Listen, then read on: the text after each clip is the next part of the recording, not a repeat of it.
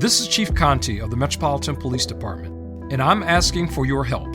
We all must avoid using our cell phones while driving, as lives are increasingly at risk with this behavior. So much can happen when you are distracted by a phone, and the results could be deadly. Help us make Vision Zero a reality by keeping your eyes on the street. MPD is enforcing the district's hands-free distracted driving laws. One text or call can wreck it all. Hello there, it's Eric Erickson, and it's my show, The Eric Erickson Show. It's the third hour of this here program. I did send out the Krispy Kreme bread pudding recipe yesterday. If you did not get it and you want to see it, if you text the word recipe, singular, not plural, recipe, no S, recipe, to the number 33777, you'll get back a link to my recipe Substack, and you can see the Krispy Kreme bread pudding recipe. It's delicious. You can use any donuts. There used to be this donut shop in my in-laws' town called Vogelsberg's. Made the best donuts I've ever had. And they shut down. And, you know, for years I wanted to go in and say, could you just teach me how to make your donuts? And I never did. And I've regretted it ever since, because they really were the best donuts. They were very fresh. You had to eat them the day you got them, because otherwise they got stale. But, man, I miss Vogelsberg's, and I wish I had that donut recipe. You know, though, I made homemade donuts for my kids one time, and they didn't like them. I don't know why I bother, but that's okay. We got to move on to other stuff. Again, if you want to call in 877-973-7425, I want to play for you 2 bits of audio. And I'm going to play you the audio. The first is Kate Bedingfield, and the second is Dana Perino. Kate Bedingfield is the White House Communications Director. Dana Perino is on Fox News. She was the White House press secretary for George W. Bush. Here's Bedingfield. I certainly am not a spokesperson for the Kremlin and cannot speak to what is in Vladimir Putin's head. What I can say is, of course, we have information that Putin felt misled by the Russian military, which has resulted in persistent tension between Putin and his military leadership. We believe that Putin is being misinformed by his advisors about how badly the Russian military is performing and how the Russian economy is being crippled by sanctions because his senior advisors are too afraid to tell him the truth. So it is increasingly clear that Putin's war has been a strategic blunder that has left Russia weaker over the long term and increasingly isolated on the world stage. Now, I want to play you the clip by Dana Perino. It was from the heart, and the White House took less than 10 minutes to get walkbacks to reporters. Seriously, there's White House reporters that had walked the walkback from 5 different aides within 10 minutes. You've worked at a White House. Do you think that the communications team was able to go to the president after his speech in Poland and say, Mr. President, you just said these 9 words. Did you mean to say those? Mm-hmm. And if he says, yes, I did, then you deal with it. I don't think they asked him. So now he's in this position where we have weakened the president on the world stage, and maybe he shouldn't have said what he said. But then I think they go a step further when they say he's speaking in his personal capacity. That is ridiculous. This is a speech on the world stage, the most important speech so far of Biden's in Poland, on the world stage where everybody's watching, the adversaries, your allies, your military, your moms and dads.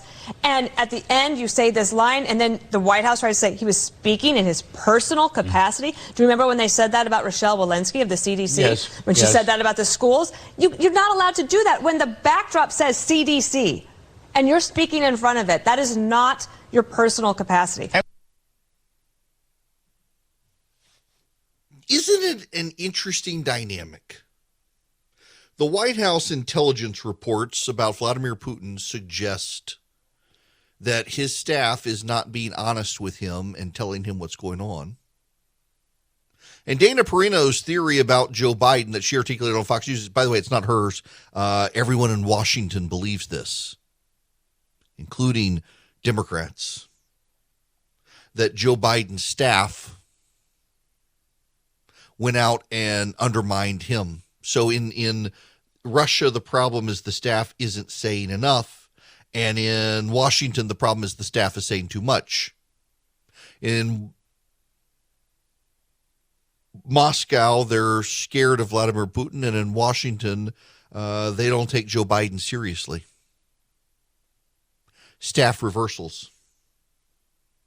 You have the White House staff walking back the president's statement on Vladimir Putin without consulting the president. Not only that, they hand him a piece of paper with the talking points that they agreed to, not him. Ron Klain, set out that he was expressing his personal moral disdain for Vladimir Putin.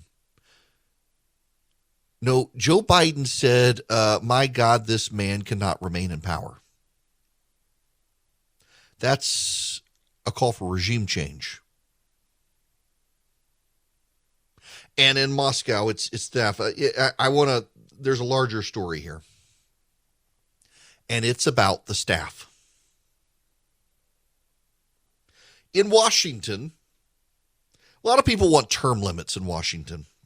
Term limit the members of Congress, term limit the senators. I used to, if my buddy Howie Rich listens to this, he's the advocate nationally of term limits. I've come around on this. Might as well. What the hell? Let's do term limits for members of Congress. But I actually think we should term limit the staff. Because the staff, so there's this movie. I actually very much like this movie. The movie is about, I think it's called Young Victoria. And it's about Queen Victoria becoming queen. It's somewhat fictionalized. It's based on true events. Queen Victoria's mother was very controlling of her. She was not yet 18, and if she took the crown before 18, there would have to be a regency. And Queen Victoria's mother was enthralled with an Irishman who wasn't a very nice guy, who the King of England did not like, William IV, despised. And they knew if Victoria took the crown at the age of before the age of 18, her mother would be the regent, and Victoria's mother would do whatever the man said.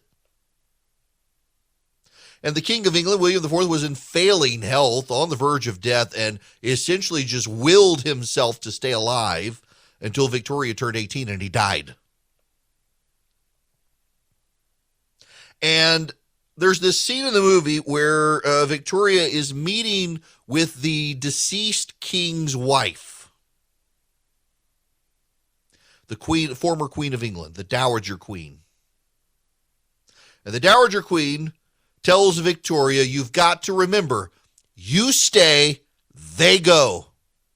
Talking about the politicians and the staff. You stay, they go. The Queen remains. And the politicians and the staff, they come and go. In Washington, it's exactly the opposite. The staff stays and the politicians go. In the deep state, in the bureaucracy, in the White House, in the Congress, the staff stays. When a member of Congress loses, the staff get hired by incoming members of Congress.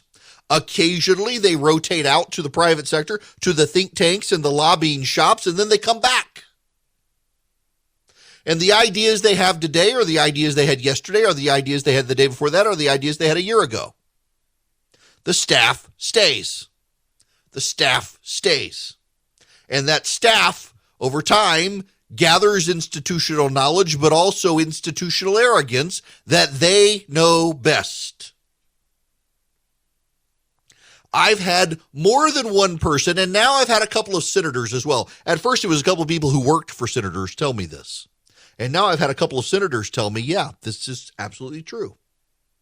When you see how Joe Biden runs his White House with Ron Klain in charge, you understand this is exactly how Joe Biden ran his Senate office. A lot of the old school senators are not involved in the day-to-day of their office. Younger senators tend to be. Older senators rely on their chiefs of staff. So you have the legislative director, the legislative assistant director, you have the comm shop, you have the chief of staff, and they all get together and they set policy for the senator, or at least they give him a couple of options of here's what we think and you should vote for this or vote against it. And then they go to the senator and they say, hey, this is going to be on the floor today. Vote for it or don't vote for it. Look at the time change bill. The staffs of various senators refused to let them know that the time change bill was on the unanimous consent calendar, so the senators who opposed it couldn't object because the staff was in favor of it. The arrogance of the tenured staff. they should be term limited. And Joe Biden runs his White House very much like that. Now, Joe Biden clearly has some mental failings over time. And I don't mean that pejoratively. It's just true. The Joe Biden of today is not the Joe Biden of a decade ago, let alone 4 years ago. Joe Biden clearly is suffering the mental decline that comes with age. And Joe Biden relies on Ron Klain. Ron Klain is the chief of staff. Ron Klain makes the decisions and presents the president with a basket of decisions. Mr. President, here are your two options, both of which do what I wish to be accomplished, one more aggressively than the other. That's what happens here. Ron Klain essentially serves as the prime minister to the king of the United States, except he's the president. Up until the early 1900s, the kings and queens of England still had a lot of power. It was only with Victoria, in the Victorian era, that Parliament really became the premier agency. George III relied on his prime ministers, William Pitt in particular, and it was over time that during his mental decline, the prime minister became more notable, but it was still the kings and queens of England who made the final decisions on things. Nowadays, the Queen of England largely just gives her blessing to things. She can advise, she can warn, she can admonish, but she can't really stop things. She still has a veto power, by the way. The Queen of England has a veto power, but is rarely ever used. It was used 2 years ago, but it was used only because the prime minister asked her to use it. We've got this situation with the White House chief of staff for Joe Biden because Joe Biden is mentally deficient at this point. And so the White House chief of staff makes all the decisions and presents them to the president, and the president blesses them. But the president is still the president. Just as the Queen of England could go out tomorrow and make a statement and make a demand, the president can too. Now, the Queen of England has enough discipline. She's not going to do that. But Joe Biden can go take stage, give a speech, and at the end of the speech, ad-lib a line, my God, this man, Vladimir Putin, needs to go. Wasn't in the speech. It wasn't in the text. Something had to happen. And so the White House has to force him to read a speech to do damage control for what he's done. It's very much he's in the situation as the Queen of England. Meanwhile, Vladimir Putin, his staff just isn't filling him in on stuff. So he can't make complete decisions. They're kind of in reverse roles here. Putin isn't being given enough information to be able to make a decision. And with Joe Biden, the decision's already been made and he's just got to bless it. And in either case, it's the staff. The staff become the problem. The staff decide over time. They know best. They have the institutional knowledge. Now, there's nobody who works for Joe Biden who's been in Washington as long as Joe Biden, but I'm willing to guess Joe Biden doesn't remember it all. And it's the staff that's the problem. Morton Blackwell is the head of the Leadership Institute. When I went to campaign management school, I went to the Leadership Institute. If you're a conservative and you want to learn how to run campaigns, go to the Leadership Institute. Better training than you'll get anywhere else. The Leadership Institute is a remarkable organization.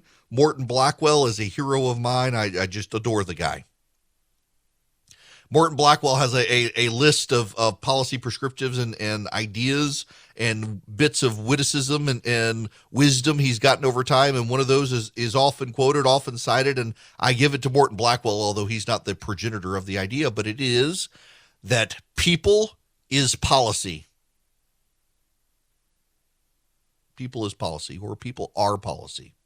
Your picks, the people you surround yourself with, it's a policy decision. They make or break you.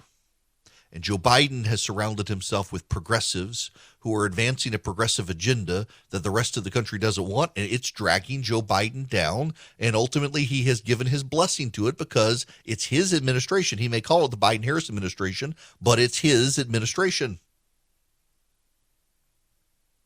Vladimir Putin is surrounded with staff who are scared of him, so they're keeping information from him. And that's causing him to screw up a war in Ukraine, where now you're going to have a bunch, watch this, you're going to have a bunch of sycophants in the West say, oh, this is his strategy all along. It's brilliant. When really he overshot. because his staff was scared to tell him the truth. They're in reverse roles right now, Biden and Putin, and all of it comes down to staffing issues.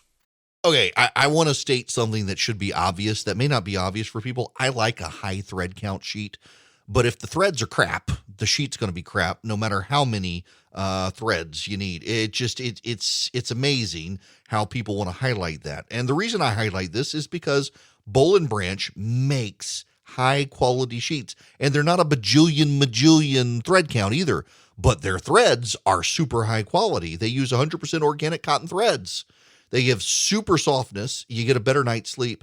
They're not just buttery, soft, and breathable, impossibly soft to start. They get softer with every wash. I can attest to this. Every time you wash them, they just seem to get a little softer, and they hold up so well over the long term. You know, I'm on, maybe my second set of Boll & Branch sheets in a decade or so. They just hold up so well. They're a quality product, and they give you such a good night's sleep. Oh my gosh, they're so fantastic. I really do love these sheets, and I love Boll & Branch. You can too. They are fantastic. They're so luxurious. 3 U.S. presidents sleep under Boll & Branch sheets. So you can get 15% off your first set of sheets when you use promo code ERIC at bollandbranch.com. That's BOLLAND branch.com. The promo code is ERIC. Get a good night's sleep under Boll & Branch sheets. All right, I'm going to go to the phones here for a minute. 877-973-7425, as the voice says. Arthur, you're going to be up next. Welcome to the program. Hey, question about the release of 1 million gallons a day from the oil, strategic oil reserve. Who do they sell it to, and what price do they sell it? Oh, that's an excellent question there, Arthur. Let me see here. How does selling from the Strategic Petroleum Reserve work? That's when we can find out together. We'll learn something together. It looks like it's all bid out. So you release the oil into the market, and it's sold on the futures market in the United States. So people buy it through the futures market like they do the rest of the oil reserves. Okay, that's what I would have guessed, but yep, that appears to be the case from CNBC. So oil is bought on the futures market. So the government makes available the reserve oil into the futures market, and it is bought there, and you have an obligation to send trucks to pick it up. You know, this is one of the weird things that I found out during COVID, where the price of a barrel of oil was negative, which meant like it was selling at negative $10, which meant essentially the oil companies were paying you to come get the oil from them. And the futures markets for oil, I did not know this until that moment. It's a physical market. What you are committing when you go onto the futures market and you buy the oil, let's say you buy from the Strategic Petroleum Reserve, which are down in Louisiana, salt mine deposits in Louisiana, I believe it is. What you are saying is that you will drive your trucks to the Strategic Petroleum Reserve and they will fill it up. The government will fill up your truck and you will drive it away. That's what you're doing, is you're committing to be there on a date certain to fill your trucks up with that oil and take it off to the refinery to refine it. That's actually what happened. I had no idea back during the energy crisis situation that's what was going on. It's remarkable that happens. So now oil prices have gone a little bit. I'll tell you what's still outrageous is air travel.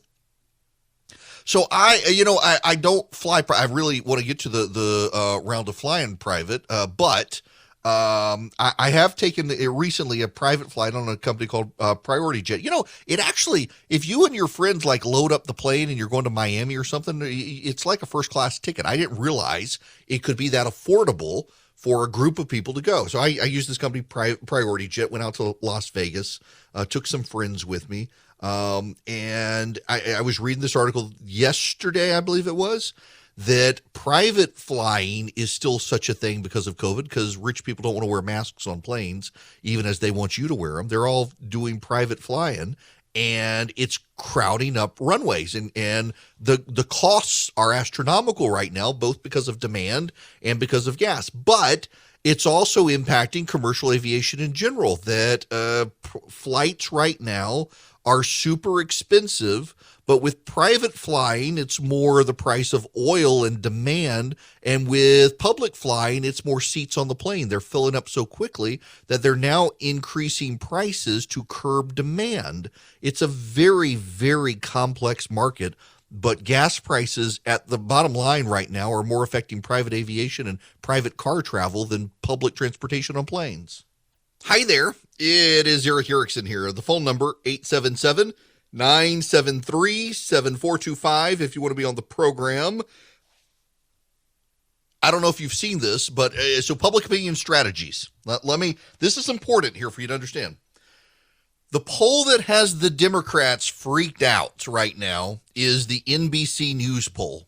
And the reason it has them freaked out is because it's done by two groups, a Republican and a Democratic pollster that are highly, highly respected in the industry. So Hart Research is the Democratic group and Public Opinion Strategies is the Republican group. Both are highly respected pollsters. They do not put out crap polls to advance narratives. That's one thing some pollsters do, is they put out polls that are designed to create a story that may not be true. Like when David Perdue, the former senator from Georgia, decided he was going to run against Georgia's governor, he put out a poll, and that poll showed that he was going to dominate the poll or dominate the race and crush Brian Kemp. Well, all the other polling as he's entered the race has shown that poll was just a narrative device for his campaign to get a press release out. Public Opinion Strategies doesn't do that. Neither does Hart Research. Public Opinion Strategies has pulled the Don't Say Gay bill in Florida. And I'm going to call it that just because everybody knows what I'm talking about there. It's actually the Parental Rights and Education Act. 55% of Democrats support the legislation. 55% of Democrats support the legislation. Bet you're not hearing that on TV, are you? As the Democrats advance these issues. Let's go to the phones. Ed has waited very patiently. Ed, welcome to the program. Hi, Eric. How you doing today? Great. How are you? I'm doing good. I appreciate your program. I appreciate what you're doing. Thank you. Well, where'd you go? You disappeared. Ed? Well, he that wasn't me. That was Ed. I don't know. But and Ed had waited a long time to get on the program to talk about this particular issue, and I set it up for him, and now he's going away. I will say this. I think Republicans could overplay their hand on this issue. Never underestimate the Republicans' willingness to overplay their hand on these sorts of cultural, social issues. They can. But it just seems to me that it's going to be really hard right now for them to, as the Democrats go gung-ho on overplaying their hand on these issues. The Democrats are so in your face and downright nasty about these issues and censorious about these issues. I think the Republicans themselves could go pretty far without ever overplaying their hand. Now, back to the phones. Bob, you're going to be up next. Welcome to the program. Hey, Eric. How you doing today? Good. How are you? I am plugging along. I was Good. listening to your conversation about the oil reserves, and I thought, it's a good question, how much do they pay for it? Well, if it's based on oil futures, and it's, say, $120 a barrel for oil futures, where is that going to reduce the cost of gas at the pump? And not only that, but that's not really a large enough volume, I don't think, to effectively change the price of oil. And that oil reserve is routinely cycled out and replaced. Now, if they're going beyond that, that has to be replaced and maintained at a certain level, and I think that's by federal statute. So I believe that a lot of this that's being done is just for political presentation with no true long-term benefit. You're right. It is political, and there is no long-term benefit. The oil futures market did decline after the announcement, but it's still over $100 a barrel. And the reason right now is because, and this is important, and in a matter of intellectual honesty, I feel compelled to go down this road, Bob. If American producers of oil were to immediately turn on the excess pumps right now, the excess flow rate of oil out there, do you know how many barrels of oil they could produce right now? An extra million. And I think as a matter of honesty, I got to say this. Joe Biden has announced he's going to put into the flow of oil right now an extra million barrels of oil a day from the Strategic Petroleum Reserve. If every oil company in America suddenly turned on all of their available oil platforms that are usable right now, they could only produce 1 million barrels of oil a day. So we're getting from the Strategic Petroleum Reserve no more than what the private sector could pump right now. As a matter of intellectual honesty, I think you've got to acknowledge that data, but there's something else here that the Democrats don't like to talk about. There are lots of leases and regulatory approvals that are pending for additional oil capacity beyond that extra 1 million barrels a day. And the Democrats are slow walking all of that. They're slow walking all of that and have not made those authorizations. As much as the Biden administration likes to say, well, they've got all these unused leases out there. The reason they have unused leases is because the Biden administration won't approve the actual permits to take advantage of the leases. They've slow walked that. Additionally, there are supply chain problems for oil manufacturers or oil producers right now. There is a steel shortage nationwide and worldwide.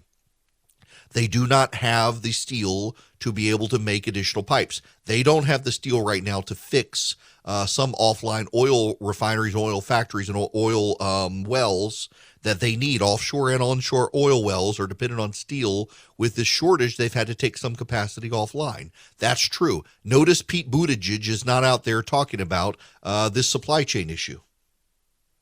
There are complicating factors, and I think it behooves us to acknowledge the complicated situation. What is not complicated is this. The administration has declared war on oil and gas.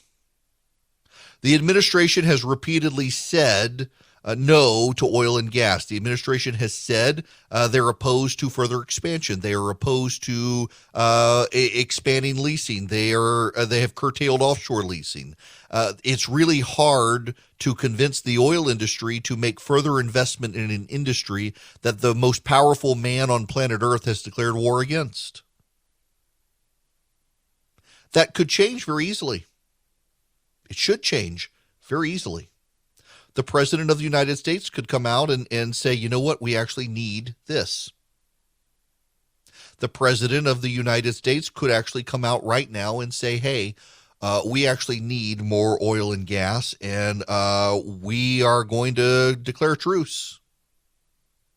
We're going to ask oil and gas manufacturers and producers to pick up the pace, and we're going to incentivize them doing so.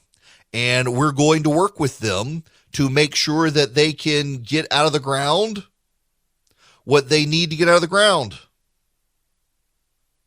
But they're not doing that. They're not doing that. What they're doing is they're saying we want the industry to die. What they're doing is saying these people are bad. What they're doing is saying if you support these people, you're destroying the planet. That's just the reality, y'all. That's just that's the truth. The Biden administration keeps saying this sort of stuff. And so it disincentivizes investment in the oil and gas industry. And because it disincentivizes investment in the oil and gas industry, we are where we are, where if they were to turn on all the pumps tomorrow, they could only get an extra 1 million barrels of gas or 1 million barrels of oil out. I think it's notable that 1 million barrels of oil a day from Joe Biden makes up the excess capacity. And I guarantee you they're about to start a talking point. Well, all we're doing is we're making up this surge. Now, if they bring their million online, we'll have 2 million barrels a day. We actually need more than that to get prices down reasonably. Yeah, it is totally fair to say that the oil industry, it is incapable of flipping a switch tomorrow and getting more than an extra 1 million barrels of oil a day out of the ground. That's fair. If someone confronts you with that, just acknowledge it. It's true. And all the Biden administration is doing, their commitment, the Biden administration is doing is pumping out, producing that which the industry could do, making up the excess. The problem here is that the Biden administration could do more, and they won't. The futures market is a futures market. It's the present price based on future expectations. If the Biden administration said, actually, we're going to expedite leases and regulatory approval to drill, that would lower the price. Without ever putting a drop of oil in the market right now, it would lower the price. If the Biden administration said, actually, we are going to reauthorize and re-up oil platforms in the Gulf of Mexico, even though it'll take a year or two to get them online, that would reduce the present price of future drops of oil. If the Biden administration said they were going to expand leases and drilling on federal land, that would reduce the present price of future drops of oil. And if the Biden administration stopped making the oil industry the bad guy, that alone would not reduce the present price of a future drop of oil. But it would incentivize the oil and gas companies to do it themselves in their present leases. And that would drop the present price of future drops of oil. Y'all, this isn't hard. It's not hard. It's complicated. Certainly complicated. It's a complicated issue. You pull the oil out of the ground, and then it has to be taken to a refinery where it's refined into products. And keep in mind, you're not just dealing with gas. You're dealing with plastics as well. You're dealing with a lot more than just the gas for your car. And they want to ignore that. They don't want to talk about that. That's why we're not going to get rid of fossil fuels anytime soon, because the oil byproducts go into the plastics and the rubber and everything else. They just don't like to talk about that. But the reality is the Biden administration, even in a complicated system, has a lot of tools to reduce the present price of future drops of oil in the futures market. And they refuse to do those things because the Biden administration has concluded higher prices are the best incentive to get you to go buy an electric car. In fact, the President of the United States has spoken. While I've been on radio talking, the President's been speaking about reducing the fossil fuel or getting out the Strategic Petroleum Reserve and producing more money. But listen to this. This is the President. It's about declaring real American energy independence in the long term so that we never have to deal with this problem again. Ultimately, we and the whole world need to reduce our dependence on fossil fuels altogether. We need to choose long-term security over energy and climate vulnerability. We need to double down on our commitment to clean energy and tackling the climate crisis with our partners and allies around the world. That's no incentive for the oil industry to produce more oil. It's no incentive for the oil industry to get out there and take care of the supply issue. It's just no incentive. It's also a moment of patriotism. I want to acknowledge those companies that have already announced they're increasing immediate production. They're investing money to produce more oil and also clean technology we need to reduce our dependence on oil in the future. They have everything they need, nothing standing in their way. And they've indicated they will be producing an extra 1 million barrels of oil per day. Which is what we're producing, getting out of the Strategic Petroleum Reserve. It's a matter of patriotism, he says. So it's patriotism, according to Joe Biden, for a company he wants to destroy to start producing oil to help Joe Biden at the polling. That's Joe Biden's patriotism, is for oil companies to produce more oil to lower gas prices so Joe Biden and the Democrats do better in the polling. That's it. And then he wants to destroy the company anyway. That's no incentive for these companies. What's an incentive is the high price right now. That's got them up producing more. And you know what? They could begin to lower the price even further if Joe Biden would just stop attacking the petroleum industry and instead say he wants them to produce as much as they can and get the price down. You know what happens when we produce a lot of oil in this country? Prices go down pretty big. And you know what happens when those prices go down pretty big? We get into an economic growth spurt because energy costs go down, which lowers prices for people, which allows companies to make more money and hire more people. Every major economic expansion we've had in this country has come with a monetary policy that's sound and an energy policy that incentivizes getting oil out of the ground. This administration has no intention of doing either one, which means we're going to stay in Joe Biden's economic stagflation. Hello there. It is Eric Erickson here. The phone number is 877-973-7425, except, it's actually kind of too late for you to call in. Paul Bedard, the Washington Examiner, Washington Secrets column, has this: FEC fines Democratic National Committee and Hillary Clinton for the Trump dossier hoax. The Federal Election Commission has fined the DNC and the Clinton campaign for lying about funding the Steele dossier used in a smear attempt against Donald Trump. The election agency said that Clinton and the DNC violated strict rules on describing expenditures of payments funneled to the opposition research group Fusion GPS through their law firm. A combined $1,024,407.97 was paid by the treasurers of the DNC and the Clinton campaign to the law firm Perkins Coie for Fusion GPS's information. And the party and the campaign hid the reason, claiming it was for legal services, not opposition research. Instead, the DNC's $849,000 and the Clinton campaign's $175,000 covered Fusion GPS's opposition research on the dossier. The FEC, in a memo to the Coolidge-Reagan Foundation, which filed its complaint over 3 years ago, says it has fined the Clinton treasurer $8,000 and the DNC treasurer $105,000. You will notice not a lot of media coverage outside of Fox about this. Now, this is one of the things that Democrats have really pioneered more so than Republicans, and Republicans have started catching on. What it is they fund their money through a law firm. The law firm says it's legal services, and then the law firm covers a lot of the costs. Because you can look at financial disclosures and kind of get a sense of what they're spending money on. Well, if you're running everything through the law firm just looks like legal service. So it looks like you're spending a lot on lawyers and you're not spending any on mail or opposition research or anything like that. So the FEC wrote a lot of regulations over the last few years to deal with this growing trend by the Democrats and the Republicans that if you're paying your law firm to do opposition research, you got to say what the research is. You can't just say it was legal fees to the law firm. You got to say what sort of legal fees.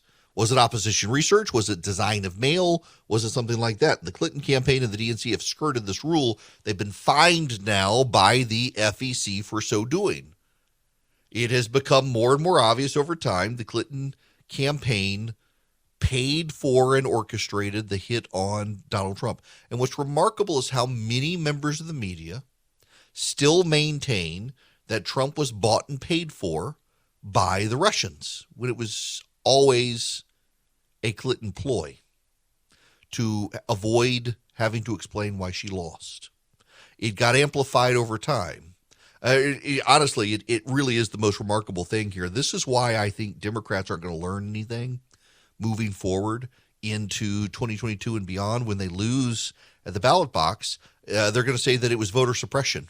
that was GOP dirty tricks. They're never going to be willing to acknowledge it was them. Hillary Clinton lost because she didn't campaign in Wisconsin and Western Pennsylvania. She didn't lose because of the Russians. Yet to this day, they will say it was because of the Russians.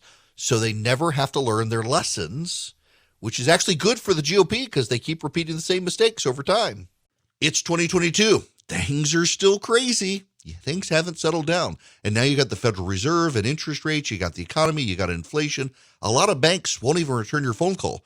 Let's say you're a small business and you need a loan for $750,000 or higher. You see an opportunity where banks, they don't even want to see you. You want to buy a building. You want to build a building. Reach out to the Frost family at First Liberty Building and Loan. They've been helping small businesses become big businesses since the 1990s. They want to help you if they can. So spend 10 minutes with them. See if you're a good fit for them and they're a good fit for you. Their website is firstlibertyga.com. That's firstlibertyga.com. Again, you need a loan, $750,000 or higher. You're a small business and you see an opportunity to grow. Share it with the Frost family and see if they can help you. Firstlibertyga.com. That's firstlibertyga.com. First Liberty Building and Loan can help businesses nationwide become bigger businesses. The regular season is heating up. New stars are emerging, and that means more opportunities to win up to 25 times your cash on Prize Picks, the most exciting way to play daily fantasy sports. Just select 2 or more players, pick more or less on their projection on a wide variety of stats, and place your entry. It's that easy. Let it fly to turn $10 into $250 with just a few taps. Easy gameplay, quick withdrawals, and injury insurance on your picks are what make Prize Picks the #1 daily fantasy sports app. Watch your favorite players and get paid doing it this basketball season. See your entries make progress during the game or make new entries for the second half and the fourth quarter. 3-pointers, assists, rebounds, and everything in between are yours for the taking. Join the Prize Picks community of more than 7 million players who have already signed up. Right now, Prize Picks will match your first deposit of up to $100. Just download the Prize Picks app and use code GET100. That's code GET100 on Prize Picks for a first deposit match of up to $100. Prize Picks. Pick more, pick less. It's that easy.